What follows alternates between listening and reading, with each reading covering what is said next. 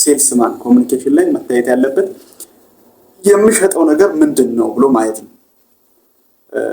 የሚሸጠው ነገር ምንድነው በማለት ውስጥ የሚሸጠው ፕሮዳክት የሚሰጠው ጥቅም ምን አለ፣ ቫልዩ ምንድነው የሚለውን ዲቴል በዝርዝር ለሰዎች የሚሰጠውን ዋጋ ለሰዎች የሚሞላውን ጋፕ መለየትና ማወቅ ያስፈልጋል። መጀመሪያ ምናልባት ሌሎች ሰዎች ካሉ ሌሎች ፕሮዳክት ያላቸው ሰዎች ካሉ የነሱ ፕሮዳክት ከኛ ፕሮዳክት ጋር የነሱ አገልግሎት ከኛ አገልግሎት ጋር የሚለየው ነገር ምን አለ፣ የሚሞላው ጋፕ በሰዎች ዘንድ በሌሎቹ ያልታየ የኛ ሰርቪስ ሊሞላው የሚችል ጋፕ ምን አለ የሚለውንም ተያያዥ ጉዳዮች ማየት ያስፈልጋል ማለት ነው። እነታለው ስለዚህ ትክክለኛውን የሆነ የሚሰጠውን ዋጋ የሚሰጠውን ቫልዩ ጠንቅቆ ማወቅና መረዳት የመጀመሪያው ነው።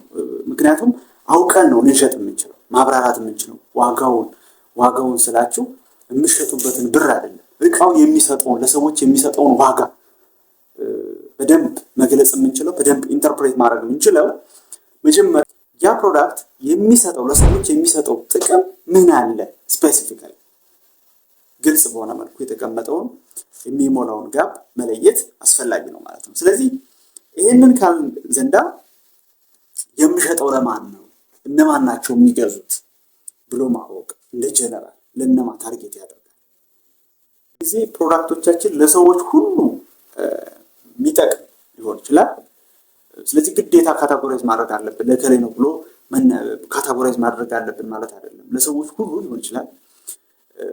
ግን ከሰውም አንዳንድ ጊዜ ባክግራውንድን ማየት ሊገዛችሁም የመጣ ሰው ከሆነ በደንብ ማዳመጥ፣ ባክግራውንድ ማን ነው ይሄ ሰውዬ፣ ምን ችግር አለው፣ ከኔ ፕሮዳክት ጋር የተያያዘ የኔ ፕሮዳክት ሊሞላለት የሚችለው ጋፕ ምን አለ ብሎ መጀመሪያ ለመለየት የሰውየውን ሊፈልግ የመጣውን ነገር ምን ሊሞላበት እንደፈለገ በደንብ ማድመጥ፣ በደንብ መረዳት የመጣ ሰው ከሆነ እንዲህ አይነት ችግር ነበረብኝ ብሎ ከሌለ እንኳን እኛ ሄደን ከሆነ አንዳንድ ጊዜ አንዳንድ ሰርቪሶች ወይም አንዳንድ ፕሮዳክቶች ሰዎች ወደኛ መጥተው ብቻ ላይሆን ይችላል፣ እኛ ወደ ሰዎቹ ሄደን ሊሆን ይችላል የምንሸጠው። ስለዚህ እኛ ወደ ሰዎቹ ሄደን ከሆነ ደግሞ ምናልባት ካፌ ላይ ወይም ደግሞ የሆነ ነገር ላይ ቁጭ ብለን በምናወራ ሰዓት ሪል የሆነ ችግራቸውን እየነገሩን ከሆነ በጣም ችግር የሆነባቸው ያ ፈተና የሆነባቸው ነገር ምናልባት የእናንተ ፕሮዳክት ወይም የእናንተ አገልግሎት ባለመድረሱ ሊሆን ይችላል። ለእነሱ እንግዲህ ኮሚኒኬት በማድረጋችን ምክንያት ሰው ችግሩን ሲነግረኝ ከኔ ፕሮዳክት ጋር የኔ ፕሮዳክት የሚሞላለት ነገር ምን አለ ብሎ አሶሺየት አድርጎ ማየት እጅግ በጣም አስፈላጊ ነው፣ እጅግ በጣም ወሳኝ